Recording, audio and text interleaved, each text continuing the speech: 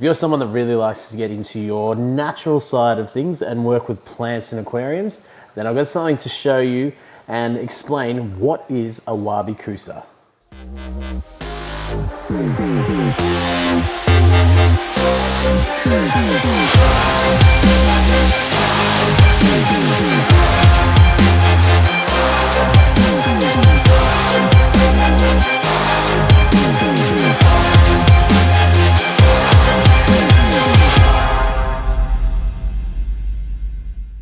So in the aquarium hobby, we have a whole bunch of different styles of aquascaping and things we can do with our tanks. Some of them involve fish, like the Iwagumi, and some of them are a little bit different and really creative, like the Wabi-Kusa.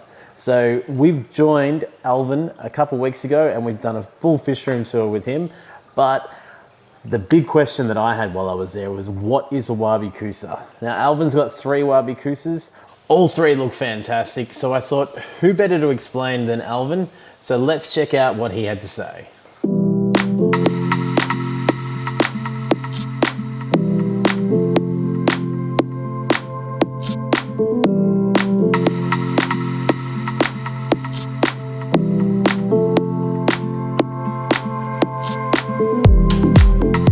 So these 3 are all Wabi-Kusas. So what actually makes a Wabi-Kusa? Yeah, so in the strictest sense, a Wabi-Kusa is really purely aquarium plants. So some people put, terrestrial plants in there or semi-aquatic plants, but they technically should be purely aquarium plants, like aquatic plants that have grown in the immersed form, okay? The original Wabi-Kusa, back to its Takashi Amano sort of, 88 sort of days, is on a substrate bowl, a bowl of soil, aquarium soil, just made into a tight bowl, and you put some sort of smegma moss just to retain the moisture, and you just plant all kinds of aquarium plants, and that's growing immersed in a shallow bowl of water. So that's Wabi-Kusa. If you say Wabi-Kusa to somebody, that's what comes to mind. But this, I suppose you could call it a form of Wabi-Kusa. There is soil at the bottom, there is water, and the plants are going immersed. So I will classify this as a Wabi-Kusa. So that's what it is by definition. So all 3 of them look awesome to me. Why is the one in the middle the one that you chose to put in the contest, or why is that the one that got the recognition? Yeah, well, I thought it was something unique. Everybody's doing, this tech, the sort of Dowa Neo Glass Shallow.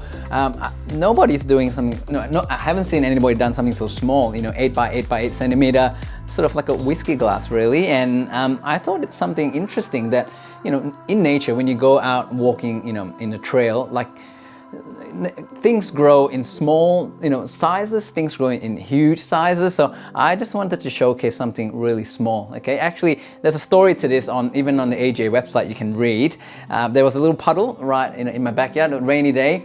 And a few days after, the rain, subsided, the puddle was still there. And I saw a couple of, plants growing. I don't know what plants they are. And that gave me an idea that, if something like a little pool of water could sustain life, and let's try it here. And I'm quite glad after 9 months it's growing perfect. So yeah, so that's why I chose this. And I mean, the other reason was that this wasn't as lush back then, so I could have tried this as well. But yeah, I guess we can talk a bit about this one a little bit. Yeah, absolutely. I love that one. Yeah, so this is the Dowa Neo Glass Air, the shallow. It's called Air because it's this little space there. It's like floating in air. So it started off as like a paludarium-y kind of thing, there's clear water and a couple of snails in there. But I've really enjoyed how the plants have grown immersed and really lush. So I've really focused now on the growth sort of up top. Yeah, there's tons of plants in here. This is one of my favorites. So this is what we call the umbrella sedge, actually from our good friends from Bunnings. Yeah, Cypress involucratus is the scientific name. And it's started with three stems. 9 months later, there's 9, 10 stems there, and it's growing nice. And there's again Java moss and Christmas moss growing on the wood. Loads of hydrocotyl tripartita.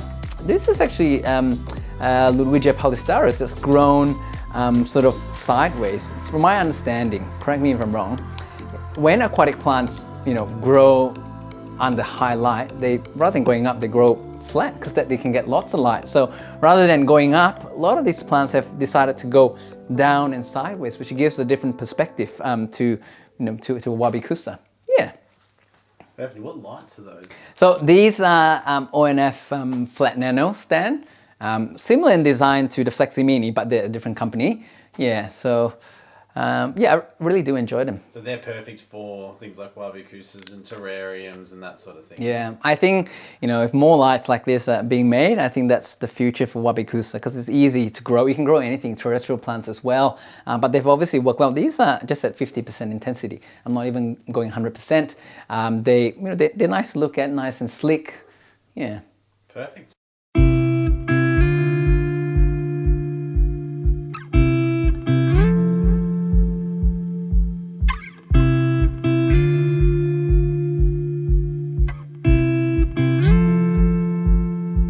So that was a really good explanation from Alvin.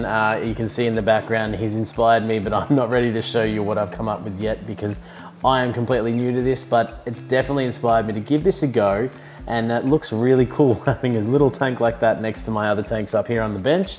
But it's another project for me to work on, and I can't wait to show you how it works out. Now that video I did with Alvin was a whole lot of fun. He's got a whole bunch of tanks that look fantastic.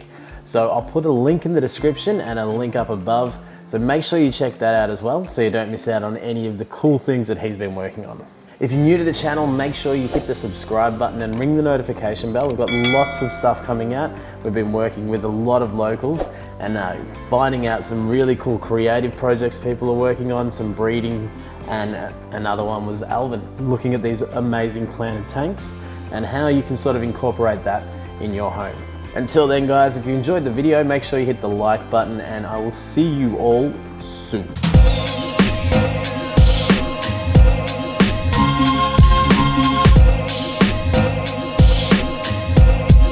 What a wonderful world.